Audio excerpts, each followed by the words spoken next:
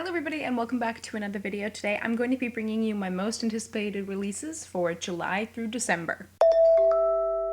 Let's really hope that I didn't forget anything on this list because it's not a super long list, but there we go.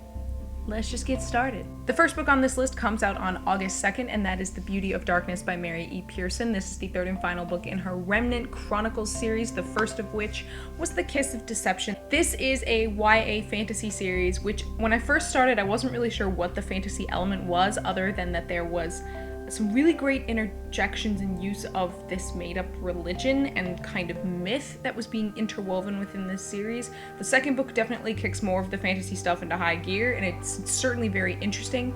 I will say the first book, The Kiss of Deception, the idea is that you're reading three perspectives: a princess who has run away from an arranged marriage, who is our protagonist, and the perspectives of two men who are chasing after her. One is the prince who she was supposed to marry, and the other is an assassin who's been sent to kill her. The fun part is that between the two male perspectives, you're given their names, but you don't know exactly which one's the prince and which one's the assassin, and by the end of the book you do find out. Did I figure it out before the book was over? Yes, but I didn't care because I found the characters so interesting and this world so very intriguing, especially, again, the use of this made-up religion and the myth that's associated with it. On August 9th, Nevernight by J. Kristoff comes out. Now, this is the first book in his brand new series, which looks like it's going to be a fantasy assassin series set in a world very much inspired by Venice, Italy, which I find fascinating because, oh come on, we're playing so many things I like already. I gotta say, I was pretty much sold by the first page. I thought the first page was fantastic and I just went, this book. I'm ready for this book. On August 30th, The Bronze Key by Cassandra Clare and Holly Black comes out. This is the third book in their Magisterium series. This is a middle grade fantasy series, which I've really been enjoying. They are not long books. So incredibly short. Like, you have no idea how short they are. And they're fast-paced and they're fun. And honestly, sometimes when I read middle grade, I don't often enjoy it because it's very clear to me it's written for a younger audience, but I love Cassandra Clare and Holly Black's writing styles, and together they are interwoven so seamlessly. It's not like you're sitting there going, oh, this was obviously written by Holly Black and that part was obviously written by Cassie Clare. Like, they have wonderful blending of writing styles, and I'm just ready for the next book of the series because it's my brain candy. It's easy for me to just read really quickly and have a good ride. On September 6th, Empire of Storms by Sarah J. Maas comes out. This is the fifth book in the Throne of Glass series, and I've really been enjoying it, although I will admit, I went back and reread some of them, and I realized kind of how much after Crown of Midnight, the series started to go a little downhill for me. And it's not just because, like, my ship is no longer together or anything, there was some serious, almost like character assassination that went on in Queen of Shadows that I found very distressing. But nevertheless, I want to see how this ends and how this all plays out, so gotta continue the series to see what happens. On September 20th, Frost Like Night by Sarah Rash comes out. This is the third and final book in the Ice Like Fire series. Now, this is a series I actually had a friend of mine read, and I told her I really liked it and that it's fun, and she couldn't stand it. She's like, how do you like this? And I go, objectively, they are highly problematic. Like, yeah, they're pretty, I hate to use the word stereotypical. They're kind of typical. I just love the idea of these different kingdoms that are separated by seasons, and I'm just like, I just like this. There's something about it that I like. Even when I sit there and go, there are so many problems with the narrative, I just don't care. On September 22nd, Crooked Kingdom by Leigh Bardugo comes out. This is the second book in the Six of Crows duology, which is a kind of spiritual companion to her Grisha trilogy, as this does take place in the Grishaverse, but it does not involve any of the characters from the Grisha trilogy. The first book, Six of Crows, was basically a massive magical heist, and I absolutely adored it. You have all these different characters with these very unique and easily identifiable narrative voices, and really just this wide array, this eclectic blend of characters, which is just what you want when you go into a heist novel. It's basically like getting a magical Ocean's 11 with all of the great banter and the clever heist and everything that goes on, and things happened near the end and the conclusions. I gotta know how this ends. I'm worried for some characters and I need to know how this ends. So I am ready for Crooked Kingdom, and I'm pretty sure I will enjoy it just as much as I did Six of Crows, because I really enjoyed Six of Crows. In fact, I liked it better than the Grisha trilogy. and I liked the Grisha trilogy. On September 27th, Strange the Dreamer by Laini Taylor comes out, and I am so excited for this book. I cannot really properly put it into words. Laini Taylor is definitely best known here in BookTube for her Daughter of Smoke and Bone trilogy, which is still one of the most wildly unique and beautifully written YA fantasy trilogies I've ever read. It took place in Prague and involved monsters and angels and all sorts of things, and really, the writing was straight poetry, and I'm still not over how amazing it is.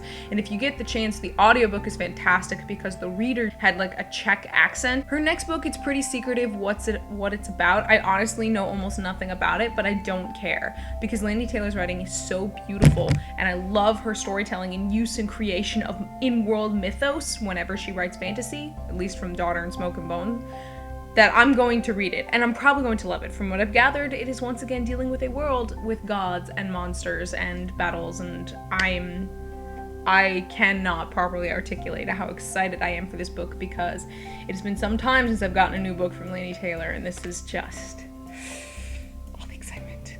On October 4th, Holding Up the Universe by Jennifer Niven comes out. Jennifer Niven wrote one of my favorite books from last year, which was All the Bright Places, and that is one of those books which was definitely kind of a love it or hate it book. Like, you either really loved it or you really didn't, which is fine. Some books are like that. I enjoyed it. I really loved it just because it emotionally really impacted me when I read it, and I was definitely in the right place to read that book. And also Jennifer Niven is just so nice, one of the nicest people I think you'll ever meet. And so I'm very excited for her next YA book. It is another YA contemporary, and I have a feeling it'll make me have all the feelings, and I'm bracing myself for it. So far as I know, on October 11th, I'm projected to get the next Guardians of Childhood book by William Joyce. The Guardians of Childhood is a middle grade / young reader series by William Joyce, which I think I've mentioned a couple times before. William Joyce is an author I remember from childhood. His book Santa Claus was one that my parents and family would read to us every Christmas, and he is also an incredibly talented artist. He does all of his illustrations, and it definitely shows. He has a very unique illustration style. He was definitely my first introduction into kind of steampunk because he injects a lot of that into his world. And the Guardians of Childhood series is, I kid you not, about Santa Claus, the Tooth Fairy, the Easter Bunny, the Sandman, all of these classic characters from childhood coming together to fight off the Nightmare King, which may sound familiar if you ever heard of or saw the movie Rise of the Guardians, which was a kind of spiritual sequel to all of these novels, and William Joyce had a great hand in that movie, and I actually really enjoyed that movie. Like, there were like 2 small things I had where I went, I'm not so sure about this, but I really enjoyed that movie, and it's part of the reason why I didn't go cuckoo for Cocoa Puffs over Frozen's like 3D animated snow, because I went, yeah, Rise of the Guardians did ice and it was gorgeous in that film. Sorry. Like, not sorry. This was already done. I'm not gonna be impressed by something that's already been done. I've been waiting a while to get this 5th book, so I'm kind of hoping that it is still gonna come out on October 11th, because I will be there, I will buy it, and I'll have no shame that I have to walk all the way into the kids section in order to buy this book, because these books are so wonderful, and they are so beautiful. If nothing else, you get them for the gorgeous illustrations that are on the inside. And if you're also like me, you have a problem and you buy like the picture books that go with it for like little kids. I do it for the illustrations, guys. Speaking of which, I still need to buy the Jack Frost one. On October 18th, Gemini by Jay Kristoff and Amy Kaufman comes out. This is the sequel to Illuminae, which I listed as my favorite book that I read in 2015. These are really fun, though. I will say, sometimes the actual writing style and construction of the book put a lot of people off of it. It is a kind of epistolary novel. It is told as a compilation of top secret documents and email chats and transcripts of video feeds. It is not written like a traditional narrative. Now, for me, that added to the charm. I kind of felt like I was getting this top secret dossier and I was getting to, sneak a peek into what was going on. And I absolutely loved it. It was a ripping science fiction adventure story. The 2 main characters were fantastic. There's an artificial intelligence who is just as intriguing, and I am just ready for Gemini. Now, I do know we are going to be following, I believe, some new characters in Gemini. However, all the characters left alive at the end of Illuminae are going to be making appearances.